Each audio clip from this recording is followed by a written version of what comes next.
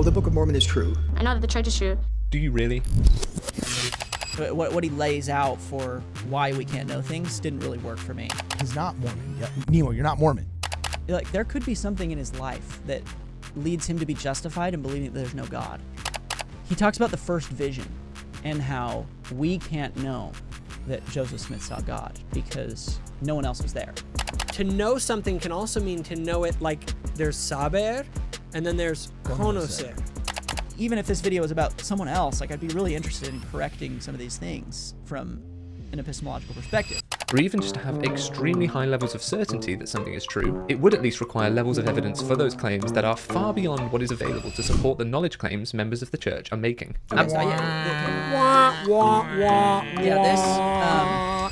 Welcome, ladies and gentlemen, back to Ward Radio. We're joined in the studio by Jacob Hansen, as well as by Hayden Carroll, and all those in favor, none other than Kate Alvey and Baylor Johnson. And today we're going to be analyzing our boy here, Nemo the Mormon, who is saying what, Cade, that like we can't actually know things, that Mormons are predatory in their testimony meetings. What is it? What's he saying? Yeah, so he's making a claim that he's making very bold epistemological claims that when we claim knowledge, when we are at the testimony meeting and we say, I know that Jesus Christ is my Savior, I know that Joseph Smith is a prophet, that we don't actually meet the criteria to fulfill those definitions. And I wanted to talk about this because this is like one of my favorite areas of study is epistemology, and I feel like Nemo's what he lays out for why we can't know things didn't really work for me. So I wanted to get into all of it, and I think you guys are gonna have a good time with it too. It's interesting. It's very interesting. Okay, cool. Awesome. So for those that do not know, the name of this video for reference is What Do Mormons Know? ?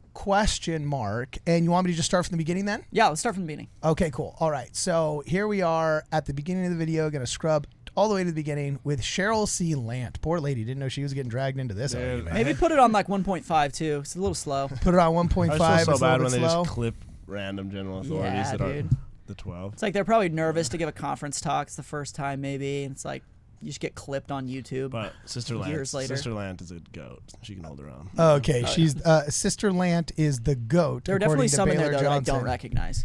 Okay, cool. So here we go at 1.5 speed, which means the people that are listening to us at 1.5 speed are going to really just have to adjust their playback speed. So here we go.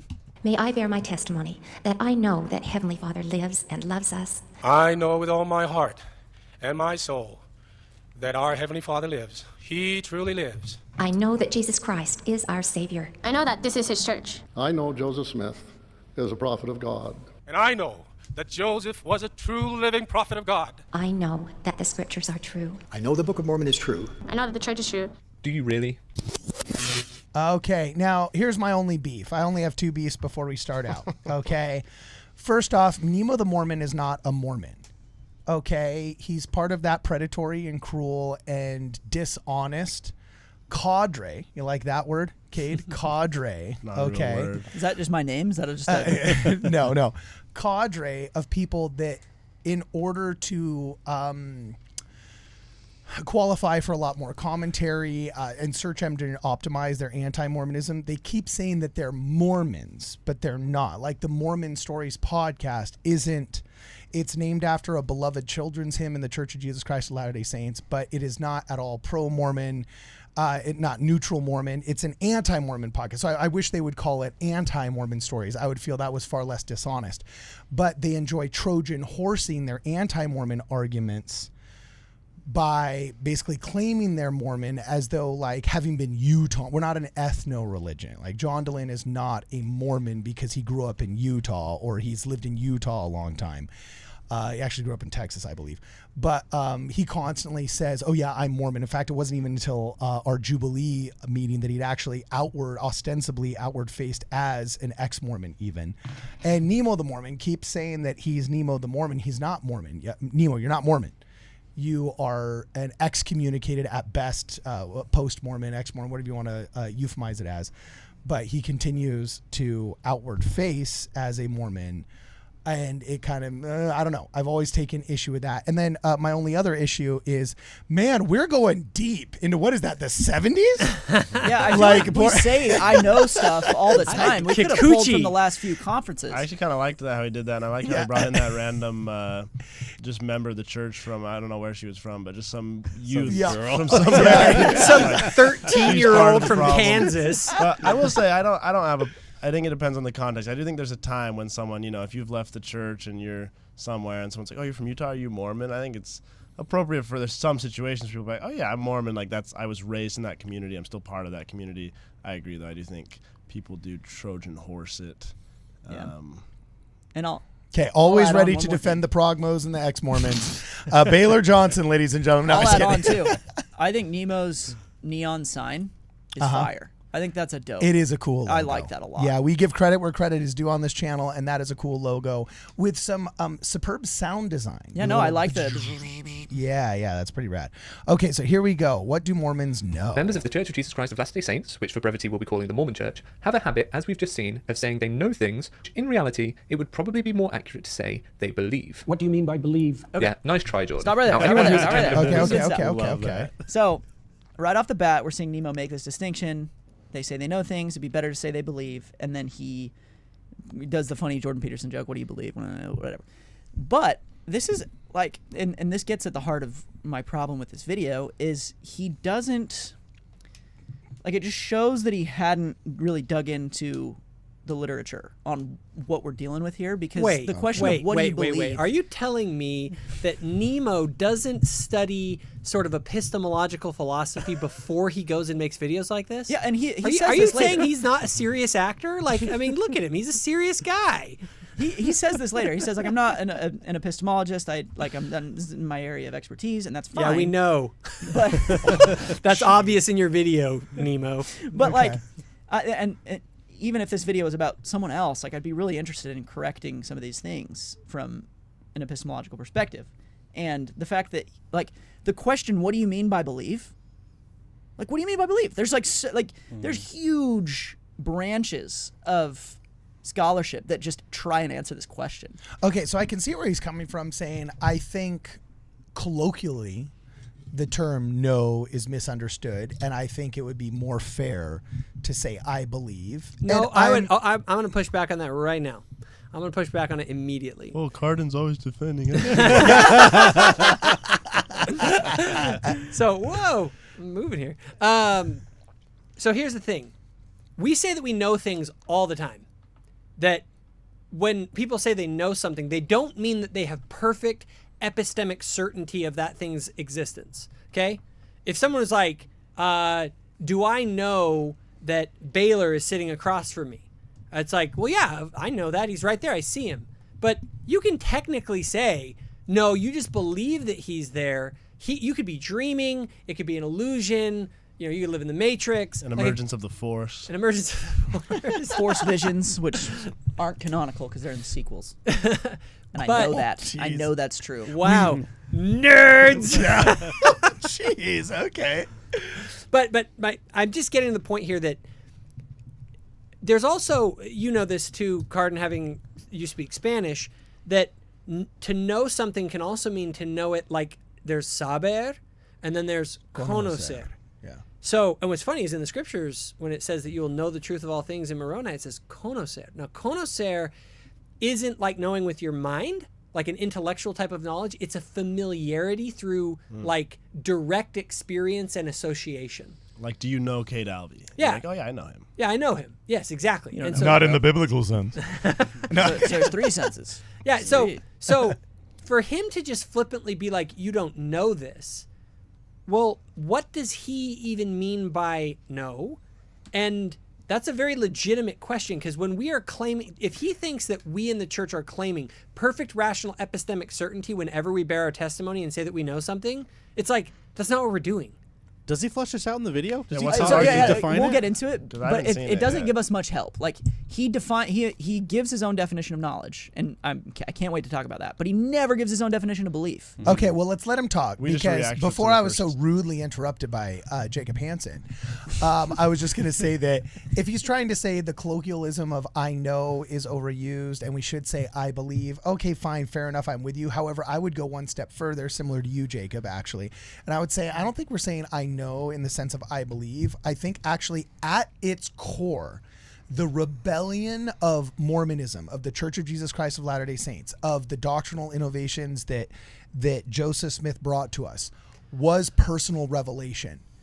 And that we don't know the doctrine because a bunch of big brains in a bunch of councils in the Middle East 1,000 years ago, and medieval monks figured it out for us, and philosophers figured us out for us. We actually are required, as Moroni promises, to go to God and receive personal revelation, which then strikes at the core of the essence of knowledge, of gnosis. Okay, so we could say, I know, and then it begs the question, is it possible to know spiritually things that have not been seen physically as ancient scripture says that you can? Because that strikes at the core of the Book of Abraham. Could Joseph Smith have read and seen activities, past events in a book and then created a book that physically had not existed via the catalyst of revelation? Is that a possibility, right? So anyway, I'm not going all Edgar Casey on everybody about the cloud of human knowledge and whether you can tap into it or not with a $5.99 subscription per month, you know what I'm saying, or whatever. But Cade, this is your podcast. Can I say one thing really quick? Yes. Just to clarify and maybe just to bounce off what Jacob said. You said that to know something is not to have 100% epistemic or rational knowledge, but rather it's, did you say this? It's to express confidence in your perception of reality. Is that a good way to say it? Yeah, and so when people there's a reason that members don't say that they believe something. What's your next level of certainty after saying I believe in something? Because to say I believe in it doesn't quite capture what I've experienced. The word that we use is I know it because I've experienced it. It's an experiential kind of knowledge, which is actually, and if you look at my epistemology series, that's actually the most fundamental kind of knowledge you can have. Knowledge from God. Knowledge. Experience? Experiential knowledge, right? Dirty empiricist. Yeah. No, I wouldn't even say it's empirical in the sense of like the typical senses that we have. I would say that even a person who, it's hard to describe what an experience is. It's something like a direct touching of consciousness with something in fundamental reality. Yeah. Something like that. This is really funny though. Like for all the people that claim that you're stupid if you believe, and Mormons and active Latter-day Saints are the rubes, we're the ones having a deep and profound conversation, like a philosophical conversation on like, what is the actual essence of knowledge? And can you know that which is not seen? And he's like, Mormons are stupid and should say, I believe, it's like, okay. And I'll get into this, but I don't expect Nemo to know any of this. Like, that's fine. He doesn't have to know any of this. But if you're going to make a case that I shouldn't say something, I want to hear what you mean by it. And I want to hear why you don't think I meet the standards. And you're saying he doesn't give that? Yeah, I don't think he does, and let's keep going. Well, let's let him talk. But you know what, Nemo? Props to you, bro. Looking yoked. He looks big. Yoked. He actually does look big. He's pumping. He's pumping some iron. So here we go. Yeah, nice try, Jordan. Now, anyone who has attended a Mormon Sunday service, particularly on the first Sunday of the month, will have experienced this. It is deeply ingrained in the idiolect of the Mormon community. If you were to get into a discussion with a member of the church about their religious beliefs, you would be discussing what they would call their testimony. The church defines a testimony like so. A testimony is a spiritual witness given by the Holy Ghost. The foundation of a testimony is the knowledge that Heavenly Father lives and loves his children, that Jesus Christ lives, that he is the Son of God, and that he carried out the infinite atonement, that Joseph Smith is the prophet of God who was called to restore the gospel, that the Church of Jesus Christ of Latter-day Saints is the Saviour's true church on the earth, Amen, and that the church is led by a living prophet today. Their testimony is made... Hey, why is Nemo's spitting here? I feel like he's getting all our words. Real quick. Who's he talking to? Who is his audience for this video? Non-members. It's non-members. I want to just everybody acknowledge what a lot of ex-Mormons are doing. They aren't talking to members of the church trying to convince them that the church isn't true. What they're now doing is they're going and making cult porn, because that's where the money's at. And they're doing it by talking to ex-members talking to people who've never been Latter-day Saints to basically poison the well and say, let me tell you what this is really about and what's really going on. And that's sort of the cult porn industry that he's trying to get into, because literally this, by the way, this is literally what Nemo does for a living. Like, can you imagine, like, that's your career, is that I make videos to tell people why this particular church is not true? Like, I don't know. I just find that disturbing. And I'm like Cardin said, credit where credit's due. I appreciate that he's actually like going using the definitions on our website, not just like pulling up crazy stories from the 70s. Yeah, that's all like, selective. Yeah, like the 70s stories or the website selective? Yeah, well, I have no issue with that definition. Yeah, like the stuff he quoted there I think is pretty good, and like I'm speaking in general, not just specifically to one of these yeah, for sure. Slides that is selective. You can find crazy stuff on the website sometimes. Oh, yeah. But okay, well, let's let him keep going, see what he's got to say. And by the way, you just tell me when to pause. All right, Cade? Anyone can jump in too. I don't. Made up of the foundational Mormon beliefs. If you were to strip down what it means to be a fully orthodox believing Mormon, the above list would describe the core beliefs pretty well. When Mormons share these beliefs, either with other members or outsiders, it is known as bearing one's testimony. And according to the Church Handbook, to bear testimony means to declare gospel truths as inspired by the Holy Ghost. So while functionally the encapsulation and expression of a core set of beliefs, both the testimony and the sharing thereof, according to Mormon definitions, are not concerned with beliefs. Now, by the way, Nemo the Mormon has totally missed his calling. This is like, fortunately for us, anti-Mormonism is very boring.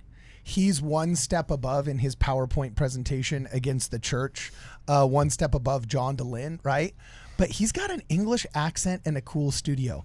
This guy needs to be doing like continuing ed courses for real estate agents. He needs to be doing like, I think you should reach out to that Hollow Prayer app and just read Bible verses, because I like love listening to him talk, actually. Yeah, you know what he should do? He should reach out to Jeremy Runnels and do the audio book of their Bible, the CES letter. You know what I'm saying? Maybe do like just a revenue split or something. He'd crush it, dude. That'd be good. He couldn't include all the weird graphs and images. No, you don't need to include it. He's got the cool accent, you know? So, all right, here we go. Keep going. He's going to get to the good part. But instead with truths and knowledge. However, to say one knows something is to make a far bigger claim than to simply say one believes it. If one were to really drill down into what it is to know something, one would find themselves in some pretty tricky philosophical territory. And because I have no formal philosophical training, I will simply say this. If it's possible to truly know anything, or even just to have extremely high levels of certainty that something is true, it would at least require levels of evidence for those claims that are far beyond what is available to support the knowledge claims members of the church are making. Okay, so no philosophical training there, I can tell. Yeah, I really take issue with this idea that like knowledge is just like more confident belief. Like on his definition, and I think he fleshes out like a little more in the next like 15 or 20 seconds, but on his definition, like the flat earthers would have knowledge. Like they're just like super certain. But then he also throws in this like, it's just evidence. Like you have to have the evidence, and the evidence is what makes you certain. And, it's like, by that he means only naturalistically observed things, which is the whole "you're stupid if you believe" atheism 1.0 and 2.0 of like 1993 to 2014. You know, it's a point of view that only carries weight in a very pejorative and toxically cruel and hypocritical way for like 15 years of American history. Yeah. And it's all only post-industrial revolution. So, yeah, and like I said, Nemo doesn't have to know all this stuff, but like he did a video on the trolley car problem and Nephi killing Laban. Okay. And he cited a couple Peter Singer papers. Oh, Singer? As in like that you can kill people the second they don't have an understanding I have of my like... issues with Singer. But like he did some reading, put some links in the description, and I would have loved to see that here, because like he's basically saying like belief and knowledge are just like, they're like one species, and like your belief eventually is like just becomes knowledge as you become more certain. And like we'll get into it, but it's like it couldn't be that's just entirely oversimplistic. And I think he even says like the colloquial definition of knowledge of just like being 99% certain that something's true is like what works for me here, like in the purposes of this Well, video. and I would, and my definition of knowledge, I do actually run it more on a confidence type scale. But my issue is when he starts to talk about the evidence, right? They don't have enough evidence to support this. Okay. Well, one of the things when you're dealing with evidence is what evidence are you admitting as legitimate? Is direct experience with God evidence? Oh, we'll get there. This is going to be good. Anyway, it's going to be good. Let's go ahead. Oh, okay. All right. Okay, well, if we're yeah, gonna let get it there, run let's for a go. second. Save that thought because it gets good. Okay. Absent emotion and feeling as evidence, which we will come to, the standard of evidence required to claim to know something ought to be very high. By contrast, By the way, I'm sorry. I'm just predicting this. Remember the horseshoe effect, where I told you that the woke left is not that different than the woke right, and that like anti-Mormon Protestant evangelicals and Calvinists are really not that different than like the woke scold anti-Mormons. What did he just say? If we just go back those like 5 seconds, he says like absent the idea that emotions are knowledge, he literally just pulled off the Jeff Durbin Apologia Studios. They're trying to tell you it's a burning in the bosom. Burning in the bosom isn't the spirit of God. Burning, you know, and it's like, so literally the anti-Mormon protester in Salt Lake City at Temple Square condemning Mormons for having a burning in the bosom in their scriptures is literally going to be the argument that is taken by now the woke atheistic approach. Hey guys, we're going to press pause just for 1 second to thank a sponsor, none other than scripturenotes.com, the coolest way to read your guys' scriptures online. If you guys want to receive a small discount on Scripture Notes, you can actually use the code WARDRADIO and you'll get a 14-day free trial to Scripture Notes. Totally worth it, totally awesome. I use it in every episode. Now, back to the episode.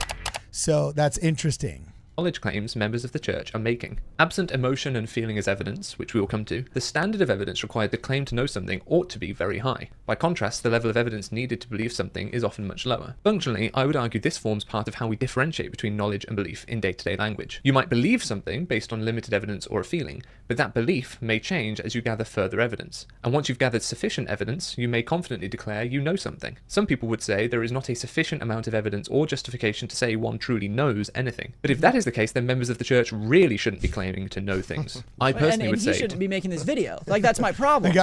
No one should ever say that word. No one should ever say anything at all. Yeah, Like, so he has an arbitrary standard at which it's like, okay, if you have this much evidence, you can say you know, but if this much isn't. And it's only evidence that I'm going to think is admissible based on a particular worldview that I have about what constitutes valid evidence. Oh, and by the way, you can't say that you know that murder is wrong because that's just a feeling, right? The problem is that we make knowledge claims all the time on matters of moral and spiritual things. And I'll use moral because that's more universal. And murder is the perfect example. Why is it wrong to murder an innocent person? And do you know that that's wrong? If you're going to try and justify moral truth claims, it's going to come down to some sort of I don't like an intuition. I don't like the word feelings, but there's intuitive knowledge. And here's what's wild. And again, I get into this in my epistemology course, but I actually think that at the root of all knowledge, the most fundamental kind of knowledge you can have is actually intuitive. And so I'm with you. When you say intuitive, is that spirit-led, spirit-engaged? See, is that Godhead? I want to take out of it the sort of spiritual language that can turn people off. And I just want to put it as, because you can talk about this with anyone, even a secular person, that at the root of our knowledge is something like intuition.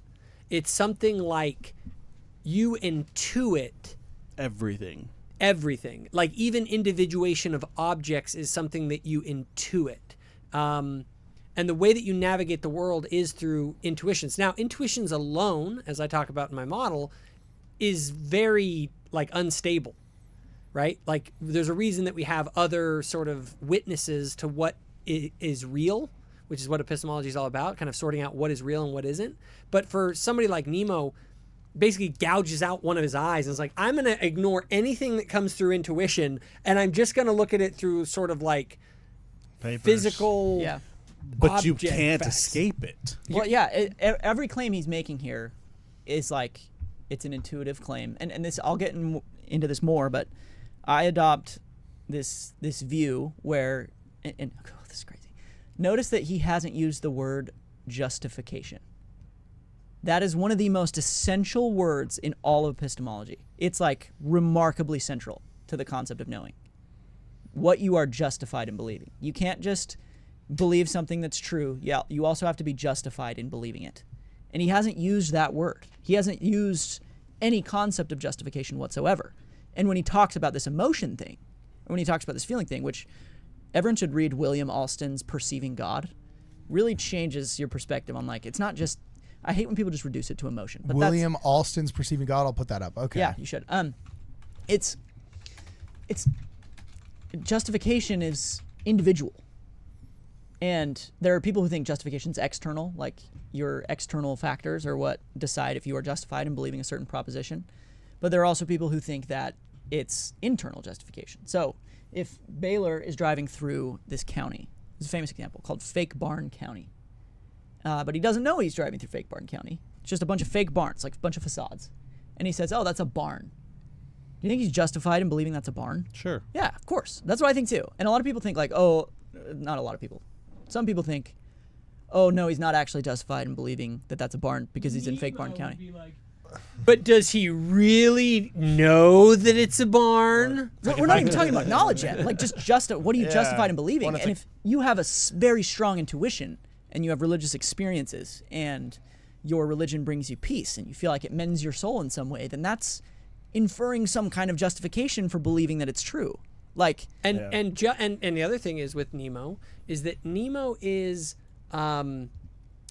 he's implying that we're not justified in using the word I know. So he's not bringing it up explicitly, it's true, but implicitly he's saying you guys are doing something wrong. You're not justified in using that language because, again, it doesn't meet my arbitrary standard of evidence and my arbitrary line that I have drawn where my confidence is at such a level that it can be called knowledge rather than belief. Well, it also is that stupid reinforcement of that thesis that, like, religion is harmful. It's harmful because it forces you to do violence, at worst, violent things, or at best, dishonest things. Because look, even on the lowest, smallest level, they're forcing you through cultural brainwashing and repetitive sacrament meetings, ceremonial testimony bearing to say you know things when you don't actually know those things. You only believe those things. And it's just like Ex-Mormon subreddit acted out in person. Fortunately, this is all dying, and I think it's on its way out. But that thesis of you're stupid if you believe and religion is harmful, it did a lot of damage for guys that wanted to do damage to the church. Like he's one of the anti-Mormon heroes, man. Well, and Jacob, so his standard actually isn't arbitrary. He's going to give us a hard line right here. All right, let's hear it. I think. Okay, hard line. Hey, that should be his new show. Nemo the Hardliner, not Nemo the Mormon. Nemo the Ex-Mormon Hardliner, or Hardline with Nemo the Ex-Mormon. Heartland. Nemo the Believer. To know is useful colloquially, even if its only definition is something like 99% sure and certainly far more sure than believing. Okay, either way, that's our definition of knowledge, right? 99% sure and far more sure than just believing. By the way, he just pulled. You shouldn't say Mormon. You should say the Church of Jesus Christ of Latter-day Saints. He literally just pulled his own version of you shouldn't say knowledge. You should say 99.9% certain and above average in my certainty. You know? And just a lot more certain. I don't know how much, but like just a lot more. Yeah, but the standard he's giving is still arbitrary. Like, how is he determining? How is he determining what is 99% confident, and and who are you to say that those people don't feel 99% confident? Oh, they certainly do. That's the whole point. Yeah, and the entire purpose of a testimony meeting. Okay, I like to use this analogy, and I think it's a scientific sort of investigation of the church. The Church of Jesus Christ of Latter-day Saints and Christianity generally makes a claim about what this is going to do to your life and how it's going to transform you and the world around you. It's as if you gave someone a pill and you told everyone, if you take this pill, it will do X. And then you give that pill to 10,000 people. And then you say, I want all of you people to come back on the 1st of the month and report what taking this pill did to you. And all of them get up and they say, it did all this wonderful stuff for me. This is a basis for belief that pill is actually what it's advertised to be. So testimony meetings are, in a way, our own individual way of going up and saying, I've taken the pill and this is what it's done for me. And so, like, them getting up and bearing that testimony, and the church encourages you, says, look, if this has worked for you, if this has blessed your life, we invite you to come up and share that so that more people will take the pill. And it's like, this is a good thing. Like, if you have a pill that's working, it's like saying, don't leave good reviews. Like, don't say that this product actually works. And we're all getting up every Sunday being like, yeah, it does. And you're encouraged to be honest in your testimony, obviously. Of course. Well, the way he says, like, oh, they shouldn't use this language, that implies that there's, like, some, like, it's disingenuous in a way or misleading, because it's not just a matter of being correct or, like, using proper English. Like, it's not like, oh, they really should say whom instead of who. Like, it's like no, they're saying what his claim instead of herbs. Yeah, like the whole claim is saying that, like, no, it's misleading or it's disingenuous to use the word no. And I don't think that holds up at all, because especially with this new definition, it's like, if I'm 99% sure of something, like, dude, forever people were 99% sure that Joseph saw a white salamander or whatever, using no personal experience. I still am 99% sure he saw a white salamander. That was my grandma's first cousin that wrote that, by the way. No way. Yeah, dude. We should do an episode on that. Your grandma's first cousin was Joseph Smith? No, freaking what's his face? Oh, he's in prison. Why can't I remember his name? Mark Hoffman. Hoffman. Yeah, it's like, someone would have been totally justified in being like, oh yeah, I know this white salamander letter's real. Yeah. And then it's like, oh, it's actually not. And it's like, that person's not disingenuous for being... No, they're expressing it is the confidence in their perception of reality. Yeah. I mean, that's what we're saying. So if he could say 100%, if, like, this would make more sense if it's like, hey, no is something that should only be used for 100% perfect knowledge, but that doesn't exist. But then he did say that, but then, you make a good point. He should make the video, because how does he know? Yeah, and see, this is it's just frustrating to me, because let's say, so I would say, like, okay, you can be 99% confident in something that's entirely false. Does that mean it's knowledge? And maybe he just misspoke. Maybe he just forgot to say, oh, well, it also has to be true. Let's even grant him that. Let's even say, okay, let's say you're 99% certain and it's true. I thought of this like counter example where you have someone who's really nervous about, like, a plane crash, right? They're really nervous to get on the plane. They've seen a bunch of documentaries about plane crashes or something, or the stories about Boeing, and they're just scared. But they know that plane crashes are extremely rare, right? Or let's say they are aware of all the evidence. Not use no. We can't use no. But they're aware of all of the evidence of how rare these plane crashes are. And they're aware that it's extremely unlikely that they end up in a plane crash. But because they're so nervous about this plane crash, they would say they're only 50% confident that the plane's going to make it to its destination. But they still believe it. They still believe that the plane's going to make it to its destination. It flies, it makes it there. So he was correct. He knew all of the relevant data about how unlikely it is that the plane crashes. But he was only 50% certain. So would you say that he knew, or he knows that plane crashes are rare, or that it was not likely that the plane crashed? And you'd say, yeah, like, it's fair. It's fair to say that. So I would actually just push back and say, you said, oh, this is frustrating, and then you gave a very erudite articulation of your frustration. I would say, to me, it's not. I completely understand this, because for these guys, the cadre, dare I say, that we talked about earlier, for these guys, it's not about truth. It's about what does damage to the church. They'll say it's about truth if that's the excuse they can have.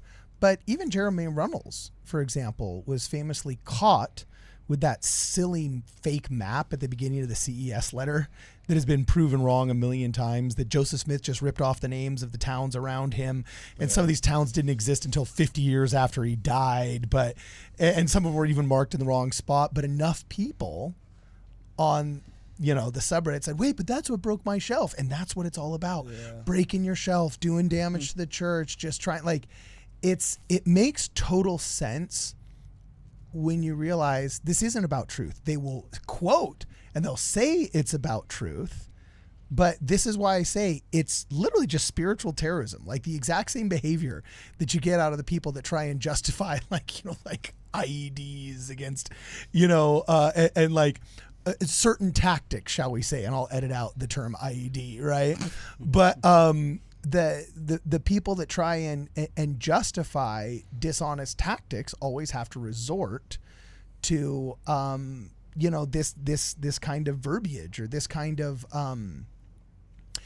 spin, shall we call it, that it's really in the name of truth, it's really in the name of X benevolent thing. I mean, it's in my top 10 commandments of anti-Mormons that they always I'm actually totally forgetting it right now, so I'm gonna have to stop stalking, because stop talking. Probably should stop stalking. Yeah, exactly. Only you, Baylor. It's your smile. So anyway, Cade, keep going. Yeah, I have another one. That illustrates, and so this is what we do in epistemology. People give a definition, and then you'll basically give like a thought experiment, and you'll try and push these people's definition to see if they account for what we consider to be knowledge. And here's the secret, Jacob. We have this idea, we have this concept of knowledge that's intuitive. And when we hear certain situations, we want to say, intuitively that's knowledge, and intuitively that's not knowledge. So intuition is foundational again. But we can come back to that later. But like, let's say you have this guy who, he doesn't believe dinosaurs exist. He's like just totally convinced it's a bunch of crap because he read Genesis and he thinks the world's only a couple Candace Owens. Candace, we're talking to you. But then one day, Candace decides, and also keep in mind, Candace is aware of all of the evidence for dinosaurs. Candace knows everything about it. Like, she knows all of the fossils, she's seen all of the information. All of the information should be pointing her to believe in dinosaurs, but she doesn't because she thinks it's stupid. But one day, Candace reads her horoscope in astrology or whatever, and she sees that her horoscope says, you should believe in dinosaurs. Then she believes in dinosaurs. So then you have Candace believing in dinosaurs for an obviously false reason, and she still doesn't believe any of the evidence. She still doesn't believe any of the data. But her horoscope tells her that dinosaurs are real, so she believes dinosaurs are real. That doesn't sound like knowledge to me. And a lot of epistemologists agree. This is like a famous thought experiment. This paleontologist that doesn't believe in dinosaurs, but through some stupid means decides to believe in dinosaurs. That meets Nemo's criteria. And that's why I'm so upset that he left out justification. That's such an important part of what we're dealing with here, and he didn't bring it up. So now you have a situation where they're 99% certain that dinosaurs exist, and it's true that dinosaurs did exist, and you believe it for all the wrong reasons. Now you got to throw knowledge out the window. Well, it's a good thing he said I'm not an epistemologist, because he forgot justification. But no, I agree with that. Ultimately, though, I think when we turn, I have a little bit of an issue with the idea of justification. I see where you're coming from, but I think it does. There's another angle to this that has to be, I think, taken into account, and that is the kind of knowledge that comes through experience, right? That I can't justify to you, but that I still know. Yeah, so let me clarify too. So your justification doesn't have to be justificatory to me. Yeah, you don't have to justify it to anyone else. So it's just, your religious experiences justify you. Like so it's your truth. No. It's a real truth that exists that I've experienced. The way I would articulate is this: let's say that God comes into this room right now. You guys are all outside, and he like says to me like, "Hey Jacob, you need to go and be a Catholic." And it's like, but now some people would say, well, if you saw him, maybe you were hallucinating. Like I could come up with all sorts of things that through my senses that I couldn't be sure of. But what I couldn't deny is that the experience actually happened, right? Something happened. Yeah. That something happened. Okay? So at the fundamental level, it wasn't the seeing necessarily. It was the more fun, because eyes can play trick on you, all of that. The knowledge was the actual act of experiencing itself. And so when people are testifying in the church of spiritual truths and spiritual experiences, they are basically talking about, in a certain sense, they're testifying of the things that happened when they were in that room when no one was there, right? Mm-hmm. This is their direct experience with God that they've had, and what words do they have available to express what happened? If you guys were outside and I went out and told you guys, we all got to become Catholics, And you'd say, well, like, and I'd be like, no, dude, like, I know. Like, God has spoken to me, whatever it is. Now I could describe to you like a physical kind of experience that I had. But what if it wasn't a physical experience? Like, what if it was just like God just beamed into me perfect certainty that that we all need to become Catholics, right? Yeah. I would just go out and I would testify to you of that thing. Now, I may not have the tools to justify what I'm claiming, but I could say that I know it. Yeah. You guys, like, Can I ask you a question about that? Yeah. Would you, and maybe not, I don't know, would you say you know that Joseph Smith is a prophet? Would you use that wording? Yeah. So, and what do you mean by that? What I mean is that God has told me so. Oh, okay. Can I tell you guys what I mean? You've had an experience. Yes, I've had experiences that to me justify me saying that my level of confidence in that truth is on par with other things that I say. And let me just go one more step. What do you mean God told you? Like you had a feeling, or like a lot of? I assume it's a lot of different things that a white God salamander speaks appeared through. to him, a white salamander and led him to a hidden record. Exactly. It was the only way I can describe it is experience. And I would say that there's a rational component to that, like of intellectual, like making arguments, like that I could kind of, and I do kind of make those. That's part of it. But there is another part of it that's a direct experiential thing, is that like I've lived the things that came from him, and those things have screamed out like, hey, God is in this thing. So on that same standard, you would say that any other religion is also justified in saying they know that Muhammad was a prophet. Yeah, sure. Or that. Yeah, I'm fine with that. I talk about this all the time. I think you can be justified in believing all sorts of things that are false. Yeah, yeah. But if like it's the false, bars. then you don't have knowledge. You don't have knowledge. Yeah, if it's false, you can't know something that isn't true. See, I disagree. There's a difference between having knowledge and saying you know something. Well, here's where I make a distinction, and probably where Cade and I disagree a little bit. I look at the word knowledge, it's a linguistic term to describe your confidence that something is real.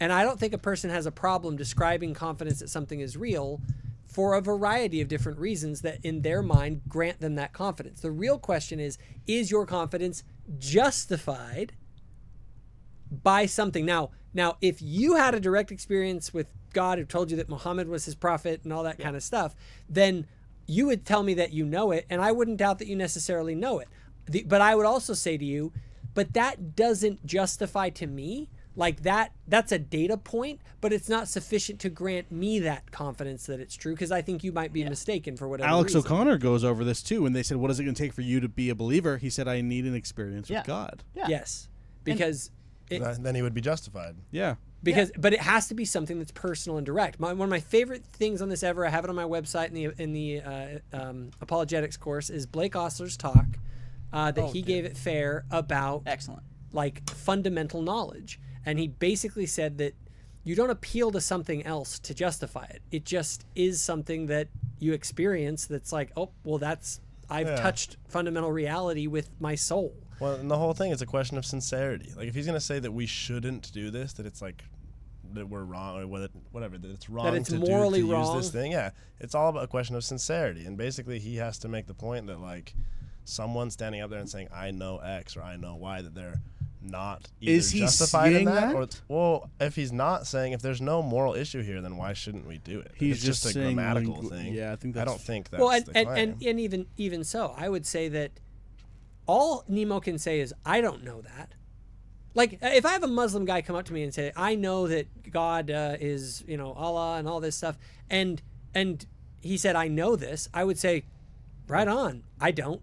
Yeah. Like, now you're going to have to provide me with something outside of the direct experience that you, like you guys, I go outside of this room and I start telling you that God told us all to be Catholics.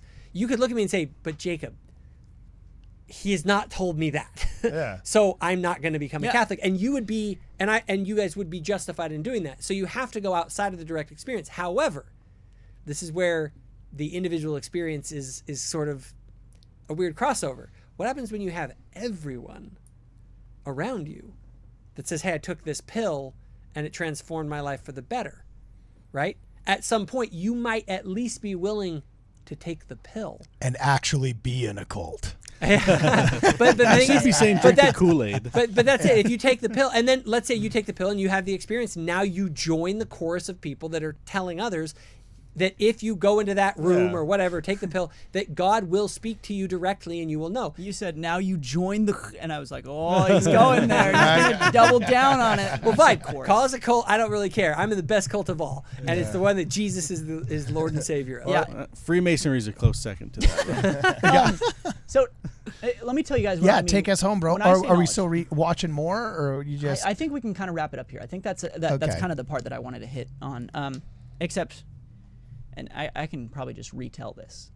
We don't need to watch it because it hits at what you were saying. He talks about the first vision and how we can't know that Joseph Smith saw God because no one else was there. Like we just have to take his word for it. What if God told me so? And we don't have evidence. Yeah, okay, that's part of the thing. And then he there's this quote from Dallin H. Oaks where Dallin H. Oaks says, well, there's multiple different methods of knowing. You can know something spiritually, you can know something scientifically.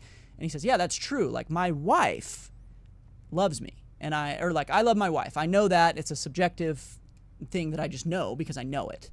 And then he says that you can't use that same thing for Joseph Smith because there's no evidence. There's no one else that was there. There's no corroboration. There's nothing outside of Joseph that gives that justification. And my question is, do you know that your wife loves you?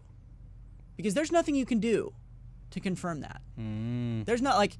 You can say maybe her actions indicates that she loves me. Well, Joseph's actions indicate that he saw God. So, like, what's the difference? And Nemo has a video on his channel that says, yes, Joseph Smith practiced polygamy.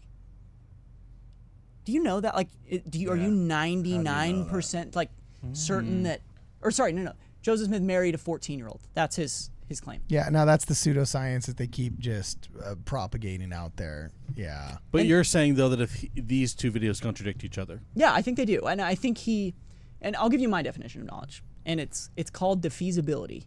And it's like, it's becoming really popular. A philosopher named Michael Huemer kind of coined it.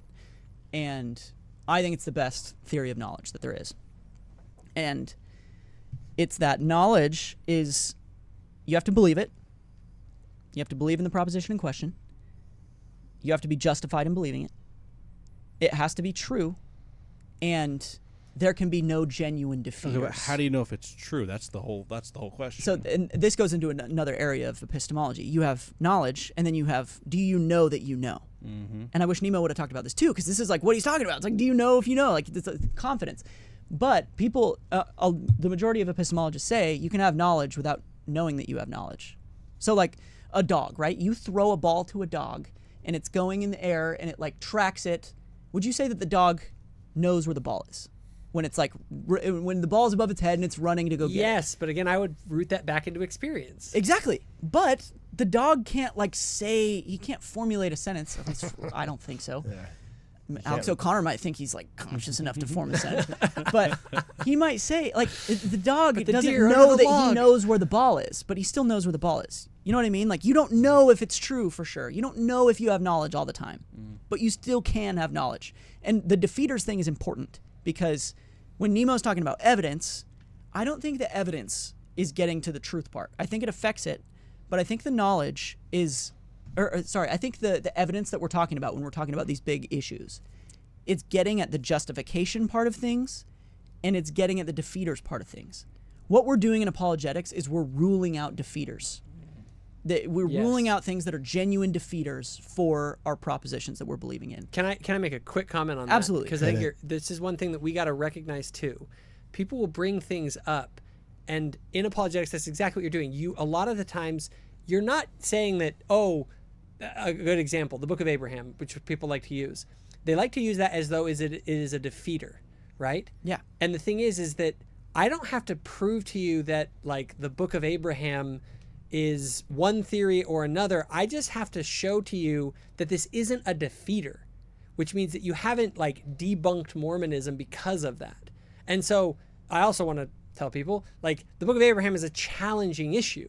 So like that's not generally where we place our focus in the church is on, or just if I'm trying to convince someone, like I'm going to focus on the other reasons. But the thing is if I have a whole load of positive evidence on one side, you're right, there could be something that's a genuine defeater that brings the whole thing down. But the problem is that let's say I have all of this evidence in favor of the restored gospel on one side of the scale, reasons to believe, right? Now, the Book of Abraham might go on the side of the scale that's a reason to doubt, but is it enough to tip the scale? Yeah. You know what I'm saying? Yeah, that's the justification thing. Like, if it tips the scale and it makes you suddenly, like, only a reasonable person could accept one side of the scale, then you're probably not justified in believing the crappy side of the scale. Yep. And so that's where the defeater comes in. Is this tipping the scale that much? And that's all that the ex-Mormons do. Just so everyone knows, kind of this is the game of the anti-Mormon apologists. They're just sitting there trying to stack the side of reasons to doubt. I think what we need to do as members of the church is make sure that we're not just doing, a lot of times all we do is play defense and try and show, oh, that's not a defeater, that's not a defeater, that's not a defeater, instead of loading the other side of the scale with all of these reasons to believe, which there's a ton of. So many, dude. And when you actually load that up, and then they drop a few on the other side of the scale, and they're reasons to doubt, you start going, but at the end of the day, when I look at the whole thing, I still feel like I have great justifications to believe the things that I do. And then when you add on top of that your direct experience, which I think is what people testify of, they get on Fast Sunday and they say, look, I've had this personal experience that grants me sufficient confidence to say, I know that this is true. Look, I just want to call somebody a beta and feel better about myself by putting them down. You guys are doing a great job explaining this, but like, can we just go back to call them cry bullies and woke skulls and move on? You know what I'm saying? So, just kidding. So when we're talking about justification, and I think a lot of people, I was at least initially averse to this when I started studying. I think we have to be okay with a little bit of ambiguity. And it took me a while to realize, like, oh, people can be justified in believing things that I don't believe or that I think are stupid. Which, by the way, is ironically what all of the ex-Mormon, anti-Mormons say. Yeah. That when I left, I all of a sudden found that I was okay with nuance and with a little bit of ambiguity and so on and so forth. It's like, no, that's actually the basis of the epistemology of Mormon knowledge in the first place, which means you never knew, you never understood. So don't say that now you're learning when it's like I never understood. So when and when Nemo, like, I don't know Nemo's personal story, but I'm pretty sure he's an atheist now. I think he had a video about it. Yeah. But like, there could be something in his life that leads him to be justified in believing that there's no God. And Jacob and I might disagree here, this because I'm strongly a defender of defeasibility theory, but I would say that he's totally justified in believing there's no God, depending on his circumstances. But I don't need to believe that he has knowledge of that because it's not ultimately true. I don't believe that it's true. And this is where everyone should read Michael Huemer's Understanding Knowledge. It's one of the best books on epistemology ever written, in my opinion. And it really, like, explains all of the main thought groups on epistemology, and he gives his case for his, obviously, but he is very fair to all of them. So you can understand the state of the field really well by reading this book. But this is what makes me sad, is the fact that we're having this conversation right now isn't as fun as if Nemo put forward a full theory of knowledge and we were to say, okay, let's talk about it. Do we have knowledge under that view? Can someone get up at the pulpit and say they know something under Nemo's view? Maybe that's not the view we take. Maybe we take a different view. That would be so much fun. I'd be all for that. Let's do that. Let's talk about Sunday or testimony meeting. I think there's the testimony meeting's a little. We can fix some things. Yeah. I'm not saying we're perfect, because like, you know, vacation stories, whatever. Yeah. Okay. But we're sitting here saying, like, this video is incomplete, and we're just sitting here talking about your weird definition of knowledge. Like, this isn't as fun as it could be. I will say, just to add to what you said about, like, he's justified in not believing in God, I've always said that if I had the same experience as somebody else, I would probably believe what they believe. Yeah, right? you totally could. Yeah. And I think a manifestation of that people are justified in believing things that we may consider to be false, is, I mean, look at every major religion. There's some pretty smart people who all have the same information. Not all of them have, equivalent information, but, generally speaking, people know of the major religions and they make a choice, and we may disagree, but like... And that is also why I would say that what we need to do is, if you have the truth that you share the truth, that you engage in the conversations, because people may be justified, but the reason that they're justified is because they haven't had certain experiences or exposure to the truth. Yeah. And so one of the things that we need to do is to go and help people to change those paradigms so that they have justification to believe differently than they do. Yeah. If someone had the experiences that I have had on the same side of that coin, they would believe the things I believe. I think most people would. And this is all assuming most people are honest, genuine. Well, right? and that's the frustrating part. I I get frustrated. I'm not saying that I've never watched Nemo's videos before, but there is this trend amongst ex-Mormon creators to hop on and be like, oh my gosh, the LDS church is so hateful because they think that I'm not going to be with my family forever. And they try to make these afterlife claims of like the LDS conception of the afterlife is like so evil. And I'm like, dude, are you unfamiliar with any other conception of the afterlife? Like, we have like the most inclusive, like this whole conversation of saying, hey, God is just. He's going to meet you where you're at. He's going to understand if you had certain experiences. You know, you look at someone who like maybe they were abused by a pastor or something growing up and it made them hate Christianity. Like our theology is very accommodating for these different life experiences, and judgment doesn't happen the moment you die. There's this post-earth chance to reconcile different truths, and it's like really frustrating to me when, and I'm not saying he did this, but I've seen this before where it's like, you know, Mormon theology is so hateful because it teaches X, Y, or Z about the afterlife. It's like, dude, we are the most inclusive, that shows they don't know. most just but you don't know that. conception of the afterlife. You don't know that. Yeah, you don't know it. Yeah, do you know that? Yeah. Can I give a couple reading recommendations? Yeah, hit it, and I've then already- we'll take us home. And you can even do the outro, bro. wardradio.com. Just remember that part. Okay. Fun, real fun. So I already gave one, William Alston. Okay. Perceiving God. Okay. It really blows this narrative out of the water where it's like religious experience is just your feelings, or like feelings are what we're going off of. Okay. And then this is an interesting paper. It's called Trusting Moral Intuitions. This is basically so Russ Schaefer Landau and Terence Cuneo are like two of the most famous moral philosophers out there, and they have a background in epistemology as well. And they write this paper that argues for the circumstances in which you're able to trust certain intuitions. And I think it's really valuable for like an epistemic background to understand here like, it what makes says. an intuition trustworthy. They lay out this thing called the Trustworthiness Criterion, and it's so interesting. Yeah, Good our stuff. argument employs an epistemic principle that we call the Trustworthiness Criterion, a distinctive feature of which is its emphasis on oft-neglected social dimensions of cognitive states. Wow, so this is like big brain testimony. This is like what you guys did at BYU when you were studying philosophy. You weren't just sitting around like trying to convince your parents they weren't wasting their money. You were like thinking like, you know, big brain stuff. Okay, cool, rock on. And that one too, it's like if Nemo watches this, like he can read that paper. It doesn't talk about religion. These guys are talking about moral truths, and you can map that on to how we feel about religious truths. It's the same. It's very similar. The way we grasp moral truths, or at least the way I do it, it's very similar to the way I grasp religious truths.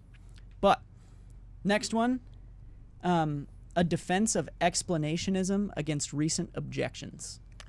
It's a boring title. Wow. Okay, wait. A defense of explanationism.